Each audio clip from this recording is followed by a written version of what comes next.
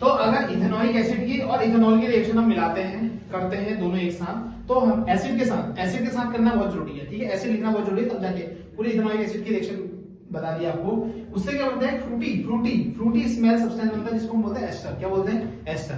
अब ये एस्टर लेंगे, क्या लेंगे, एस्टर लेंगे, और एस्टर से क्या बनेगा, सपोनिफिकेशन, सोप बनेगा, सोप मतलब साबुन।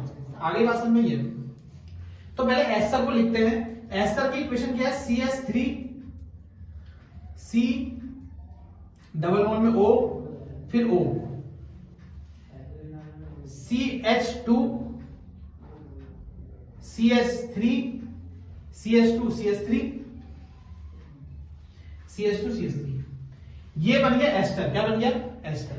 आपको समझ में आई एस्टर कैसे, ESTER, ये एस्टर कैसे, जरा देखो, ये CH3 है, ये CH3 तो है, इसको मैं ऐसे नहीं लिख सकता हूं, CH3, और ये C डबल बॉन्ड O, फिर आगे भी एक O है, फिर डैश करके CH2 है वहां पे देखो, और यहाँ पे CH3 है, तो ये बन गया एस्टर। क्या बन गया, एस्टर। जब हम एस्टर को किसके साथ रिएक्ट करते हैं, NaOH के साथ, किसके साथ, NaOH के प्रेजेंस में रिएक्ट करते हैं, तो होता क्या है, यहां से ये चीज क्या होती है, ब्रेक होती है। क्या होती है, चेन ब्रेक होती है, और यहां पे आता है नेगेटिव चार्ज, और यहां पे आता है पॉजिटिव चार्ज। कैसा आता है, क्योंकि यहां पे भी ये ब्रेक होता है, इसके साथ कर रहे हैं ना, Na में कैसा आ जाएगा, पॉजिटिव, और OH में नेगेटिव। ये तो आपको पहले से ही पता है, मतलब Na हो जाएगा पॉजिटिव और OH का जाएगा नेगेटिव।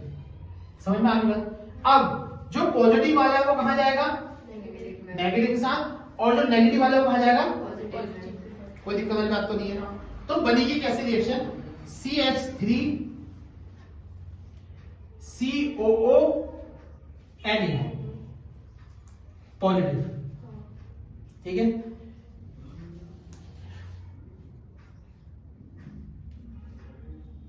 ऐसे ही बोल सकते हैं इसको, ठीक है। ये COO हो गया, और यहां से Na चिपक गया इसमें, प्लस यहां पे से क्या निकला, CH3 CH2OH, ये निकल गया इथेनॉल। क्या निकल गया, इथेनॉल। इथेनॉल तो निकला है, क्या निकला, इथेनॉल, ये निकल गया इथेनॉल। एस्टर की रिएक्शन जब हमने NaOH के साथ कराई, इथेनॉल अलग निकल गया, और कार्बन की लंबी लंबी चेन सोडियम के साथ जुड़ गई, और इसी को हम क्या बोलते हैं, सोप। क्या बोलते हैं, सोप। सोप मतलब साबुन। क्या होता है, साबुन। तो ये है सोप की रिएक्शन। अगेन मैं आपको बताना चाहूंगा, जो एस्टरिफिकेशन की रिएक्शन है वो क्या है, वो इथेनॉल और इथेनोइक एसिड की रिएक्शन बनी, उससे मिलकर क्या बना, एस्टर। क्या बना, एस्टर। उस एस्टर को हम लेके आए, एस्टर की रिएक्शन NaOH के साथ कराई। किसके साथ कराई, NaOH के साथ कराई। NaOH के साथ हमने रिएक्शन कराई, तो NaOH के साथ रिएक्शन कराते ही में नहीं हुआ, तो ये कार्बन की लंबी लंबी चेन है। तो जो पीछे की जो चेनें होती है ना बेटा, ये क्या होती है, हाइड्रोफोबिक। क्या होती है, हाइड्रोफोबिक। मतलब जो ये चेन होती है, ये पानी से डरने वाली होती है। क्या होती है, पानी से डरने वाली, पानी से डर होता है इसका, पानी से डर, पानी से डर। और ये होता है हाइड्रोफिलिक। क्या होता है, वाटर लवर होती है। क्या होती है, पानी के साथ घुलने वाली होती है। तो जैसी पानी में सोख गया, क्या गया, सोख गया, तो ये जितनी चेनें हैं ना, ये जाएंगी, और ये जो चेन है ऐसे करके, ये कहां जाएंगी, ये है, ये है, ये है। ये जो एंड है ना, लास्ट वाला जो एंड है, क्या है, लास्ट वाला जो एंड दिख रहा है आपको, ये तो पानी से डरने वाले हैं, तो ये सीधे कहां चले जाएंगे, डर्ट के अंदर चले जाएंगे। डर्ट मतलब जो गंदगी है उसके अंदर चले जाएंगे, और बाकी जो है पानी से है तो पानी में चले जाएंगे। पूरा पानी में डुबा रहे हैं, किसमें, पानी में, पानी में डुबाया और साबुन लगाया, तो ऐसा कुछ हो जाएगा। आगे बात समझ में, कोई दिक्कत वाली बात तो नहीं है, ठीक है, वेरी गुड। लेकिन जैसे ही ये पानी में क्या हो रहा है, डर्ट में चले गया, ये डर्ट के पीछे चले जाता है सारे, इसको बोलते हैं मिसेल फॉर्मेशन। क्या बोलते हैं, मिसेल फॉर्मेशन। तो ये सारे इस डर्ट के पीछे चले गए, और डर्ट के पीछे चले गए, फिर हम उसको धोते हैं और रगड़ रगड़ के फिर उसको झाड़ेंगे। क्या करेंगे, झाड़ेंगे या निचोड़ेंगे, तो ये डर्ट को लेके क्या आ जाएगा, वापस आ जाएगा। तो इस तरीके से जो कपड़े के अंदर की गंदगी है वो क्या होती है, निकलती है। समझ में आया बात, कोई दिक्कत वाली बात तो नहीं है। तो इस तरीके से इसको हम क्या बोलते हैं, ये साबुन का मैकेनिज्म बोलते हैं, सोप मैकेनिज्म है ये। क्या है? Soap mechanism. क्या इतनी बात आ गई आपको समझ में? कोई दिक्कत वाली बात तो नहीं है? कोई डाउट है तो पूछो इसमें। ठीक है, अब एसिडिफिकेशन सपोनिफिकेशन दोनों में से कोई ना कोई चीज कल आएगी आएगी।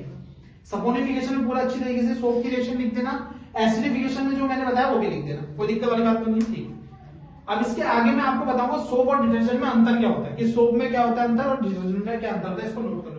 अब ये बेटा सोप और डिटर्जेंट में अंतर। सोप मतलब होता है साबुन और डिटर्जेंट मतलब होता है जो डिटर्जेंट होता है, जो इंडिविजुअल डिटर्जेंट कहते हैं। ठीक है, साबुन और निरमा में क्या अंतर है या डिटर्जेंट में क्या अंतर है? सबसे पहले सबसे इंपॉर्टेंट चीज क्या है कि जब सोप चल रहा था तो डिटर्जेंट की खोज की हुई। आगे बात में तो actually there are two types of water. हमारे पास दो प्रकार के वाटर होते हैं, एक होता है हार्ड वाटर और एक होता है सॉफ्ट वाटर।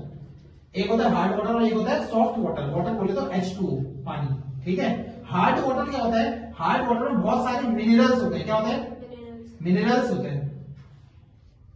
मिनरल्स होते हैं हार्ड वाटर में। ठीक है, बहुत सारे खनिज होते हैं। आगे बात सुनो, हार्ड वाटर में जैसे बहुत सारी चीजें होती हैं, लेकिन सॉफ्ट वाटर में वो नहीं होती है। आगे बात समझ में, तो जैसे जो सोप होता है, क्या होता है? सोप होता है। सोप क्या होता है? कार्बन की लंबी लंबी चेनें, कार्बन की क्या होती है? लॉन्ग लॉन्ग चेन, और लास्ट में क्या होता है? Na। क्या होता है?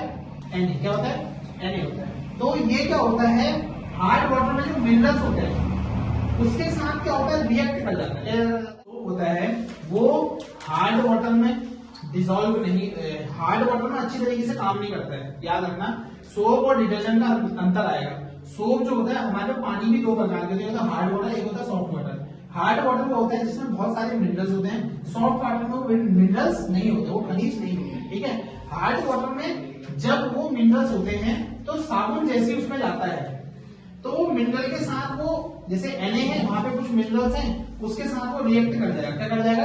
रिएक्ट कर जाएगा, और फिर वो जो झाग जैसा होता है ना वो बनाएगा नहीं, इसको हम बना देगा।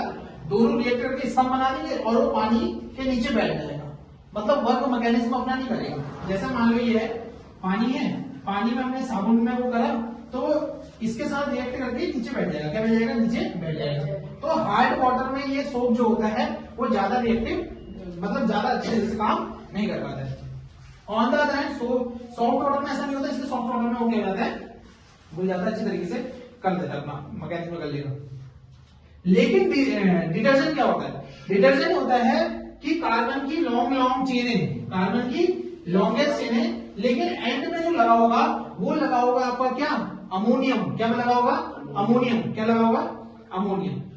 यहाँ पे सोडियम लगा था, सोडियम या मैग्नीशियम की चेनें लंबी लंबी, सोडियम और मैग्नीशियम की चेनें होती है लंबी लंबी, ये होता है। लेकिन डिटर्जेंट में ऐसा नहीं होता। डिटर्जेंट में लास्ट में क्या होता है? अमोनियम। क्या होता है? अमोनियम या अमोनिया होता है, NH3 जिसको बोलते हैं, NH3 NH4। आगे बात में इसकी लंबी लंबी चेनें होती है। तो ये जब हार्ड वाटर के मिनरल से रिएक्ट करता है तो मिनरल से के साथ रिएक्ट नहीं कर पाता है, हार्ड वाटर में जाएगा तो रिएक्ट नहीं कर पाएगा, इसलिए अपना मैकेनिज्म में करता है डिटर्जेंट। आगे बात में, इसलिए डिटर्जेंट में अच्छी तरीके से झाग बनता है। डिटर्जेंट सॉफ्ट वाटर के साथ भी रिएक्ट करता है, हार्ड वाटर के साथ भी रिएक्ट करेगा, लेकिन सोप जो होता है वो सॉफ्ट वाटर के साथ रिएक्ट करेगा, लेकिन हार्ड वाटर के साथ क्या करेगा? उनके मिनरल्स के साथ क्या कर देगा? रिएक्शन कर देगा, और इसलिए वो क्या होगा? इसका बना देगा। इसका मतलब झाग जैसा नहीं बना पाएगा, नीचे बैठ जाएगा सॉफ्ट वाटर में। ठीक है, सॉरी हार्ड वाटर में। आगे बात समझे, लेकिन इसके कुछ डिफरेंस है। पहला डिफरेंस क्या है? जैसे मैंने लिखा यहाँ पे सोप, क्या लिखा? सोप, और यहाँ पे लिखा डिटर्जेंट। डिटर्जेंट निरमा वगैरह जो डिटर्जेंट होता है, और सोप मतलब होता है साबुन। क्या होता है? साबुन। सबसे पहला तो इसमें डिफरेंस आएगा ना। सबसे पहला डिफरेंस तो यही है कि साबुन क्या होता है? जल्दी घुलता नहीं घुलता है इसमें हार्ड वाटर में, और डिटर्जेंट में क्या होता है? ये हार्ड वाटर सॉफ्ट वाटर दोनों में। वैसे डिफरेंस लिखा तो सबसे पहला डिफरेंस क्या है कि जो सोप है कार्बन की लंबी लंबी चेनें हैं, और लास्ट में क्या है? सोडियम और मैग्नीशियम। ठीक है, और डिटर्जेंट भी कार्बन की लंबी लंबी चेनें हैं, लेकिन लास्ट में सोडियम मैग्नीशियम, ये लास्ट में क्या है?